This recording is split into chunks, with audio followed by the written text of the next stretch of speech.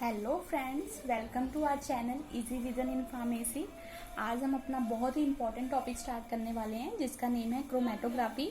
जब भी हमें कोई सैंपल मिलता है, अब हमें नहीं पता उसमें कौन कौन से कंपोनेंट्स प्रेजेंट हैं, उसको डिटेक्ट करने के लिए हम ये टेक्निक यूज़ करते हैं। सो ये बहुत ही इम्पोर्टेंट टेक्निक है, क्योंकि अगर हमारे पास ये टेक्निक ही नहीं होगी तो हमें पता ही नहीं चलेगा कि हमारे सैंपल में किस तरह के कंपोनेंट्स जो हैं प्रेजेंट हैं।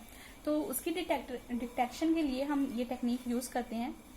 और इसमें बहुत सारी जो है टाइप्स हैं क्रोमेटोग्राफी की, जैसे कि इसको हम इसमें टीएलसी आती है, एचपीएलसी आती है, जेल क्रोमेटोग्राफी आती है, गैस क्रोमेटोग्राफी आती है, पेपर क्रोमेटोग्राफी आती है। बहुत सारी इसकी जो है सब डिवीज़न की हुई है पहले से ही।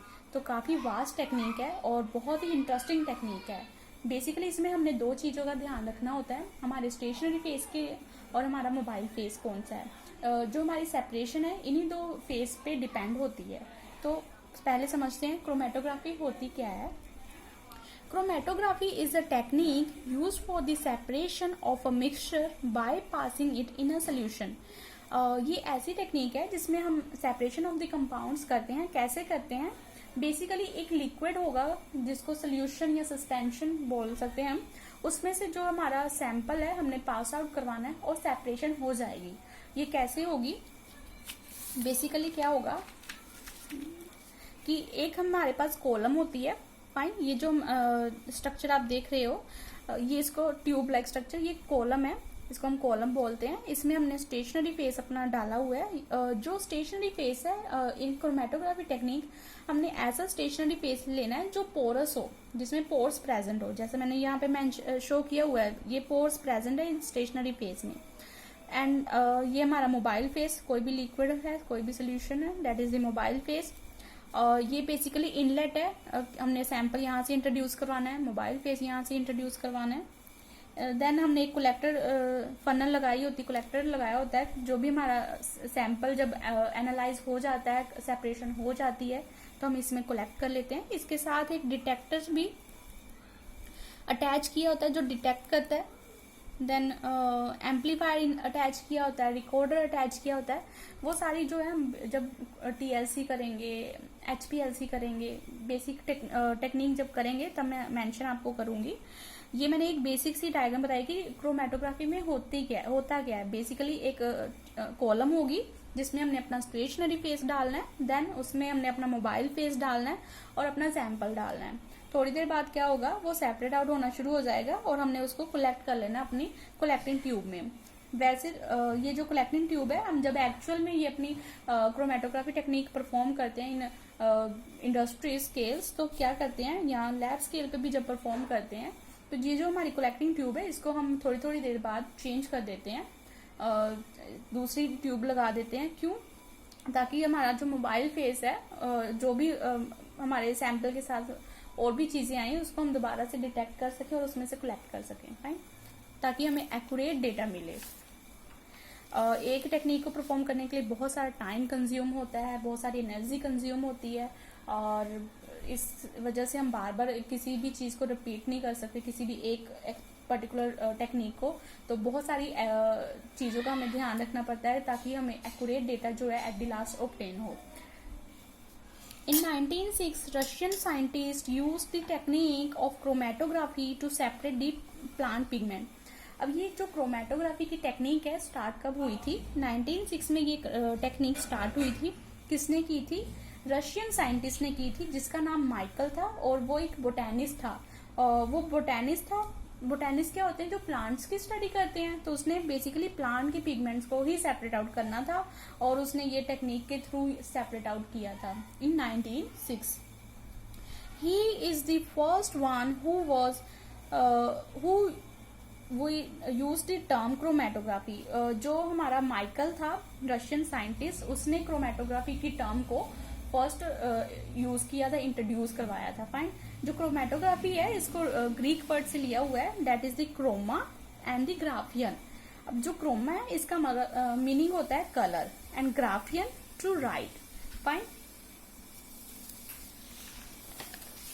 जो हमारी क्रोमेटोग्राफी की टेक्निक है बेसिकली 5 प्रिंसिपल पे बेस्ड है, जैसे कि एडजॉर्प्शन। एडजॉर्प्शन में क्या होता है, बेसिकली जो स्टूडेंट्स है कंफ्यूज हो जाते हैं एडजॉर्प्शन एंड अब्जॉर्प्शन। एब्जॉर्प्शन में क्या होता है, जो मान लो ये हमारा कोई भी सॉलिड है एंड यहाँ पे हमने लिक्विड रखा हुआ है, तो लिक्विड इसके अंदर तक जाएगा, फाइन, और बाहर भी सरफेस पे भी रहेगा और इनर साइड भी जाएगा। लेकिन एडजॉर्प्शन में क्या होगा कि जो हमारा लिक्विड है वो सिर्फ सरफेस पे ही उसकी एडजॉर्प्शन होगी, अंदर जो है बिल्कुल भी कुछ नहीं होगा, फाइन, सिर्फ सरफेस पे होगी, दैट इज द एडजॉर्प्शन। ये डिफरेंस जो है याद रखना है, ये क्या है हमारी एब्जॉर्प्शन एंड ये हमारी है एडजॉर्प्शन, फाइन। उसके बाद है पार्टीशन, आयन एक्सचेंज, ये बेसिकली आयन्स की हेल्प से जो है सेपरेशन होती है।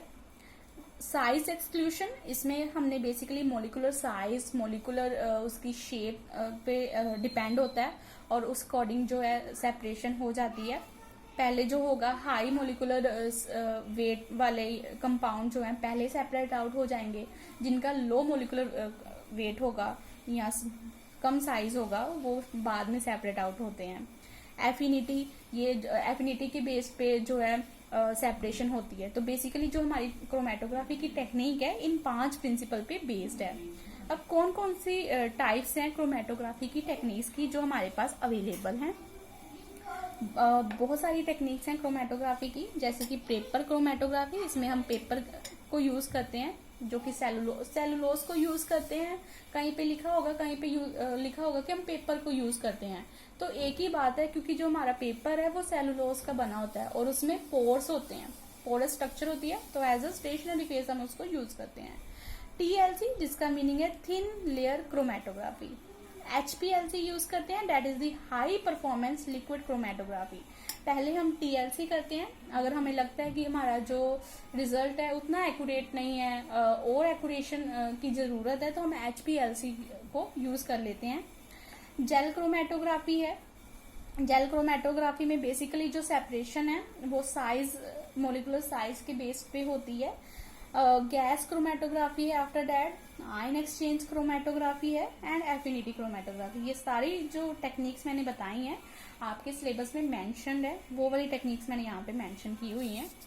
सो मैंने जैसा कि बताया आपको कि इन क्रोमेटोग्राफी टेक्निक हमने 2 बातों का ध्यान रखना होता है, one is the stationary phase and other is the mobile phase.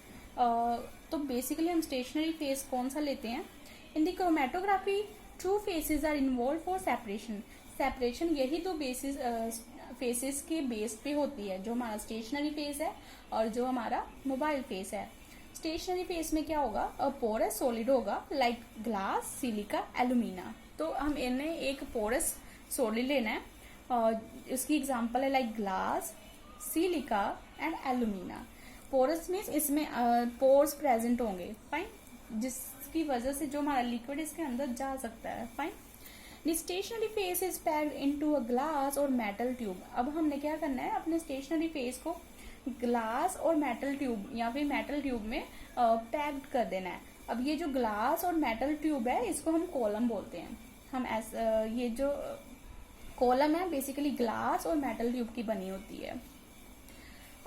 In the chromatography technique, mobile phase flows through the stationary phase and carries the component of mixture with it.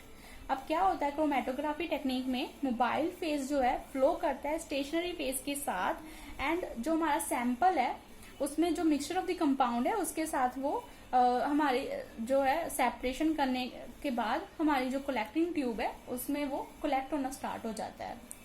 Mobile face हम कौन कौन से use कर सकते हैं अपनी chromatography technique में। हम 3 तरह के मोबाइल फेस यूज कर सकते हैं, aqueous, non aqueous and inert gases. Non aqueous में हम कौन कौन से मोबाइल फेस यूज कर सकते हैं, लाइक हम यूज कर सकते हैं pyridine, chloroform and any other, जो भी नॉन एक्वस है हम यूज कर सकते हैं। इनर्ट गैसेस में हम ऐसी गैसेस लेते हैं जिसका कोई रिएक्शन ना हो हमारे कॉलम के साथ, इनर्ट हो, तो ऐसे में हम अपनी noble gases like helium, neon, argon ले सकते हैं। हम हाइड्रोजन भी ले लेते हैं। इन सम केसेस हम एयर भी यूज करते हैं। तो ये अकॉर्डिंग टू दी हमारी रिक्वायरमेंट पे डिपेंड करता है कि हमारी कैसी रिक्वायरमेंट्स है, और उस अकॉर्डिंग हम जो है अपने मोबाइल फेस की सिलेक्शन कर लेते हैं। जो स्टेशनरी फेस और मोबाइल फेस की सिलेक्शन है हमारी टाइप ऑफ दी टेक्निक पे भी डिपेंड करता है कि किस तरह की हम टेक्निक कर रहे हैं। अगर हम पेपर क्रोमेटोग्राफी कर रहे हैं तो उसमें अलग स्टेशनरी फेस होगा, अलग मोबाइल फेस होगा। अगर हम जेल क्रोमेटोग्राफी कर रहे हैं तो उसमें कोई और स्टेशनरी फेस होगा, मोबाइल फेस कोई और होगा। तो बेसिकली मैंने जनरल बताया है कि स्टेशनरी फेस एक पोरस सॉलिड होना चाहिए और मोबाइल फेस कोई भी लिक्विड होना चाहिए जो कि हमारी कॉलम के साथ इनर्ट हो। अगर उसके साथ रिएक्शन होनी स्टार्ट हो गई तो देन हमारी जो रिजल्ट है एट द लास्ट वो एक्यूरेट नहीं आएगा। तो ये हमारी बेसिक ब्लॉक डायग्राम है क्रोमेटोग्राफी के लिए। अगर आपको मेरी वीडियो अच्छी लगी तो प्लीज लाइक करें, शेयर करें, चैनल को सब्सक्राइब करना बिल्कुल ना भूलें, बेल आइकन को भी ऑन करके रखें ताकि जब भी मैं अपलोड करूं आपको नोटिफिकेशन सबसे पहले मिले। Thank you.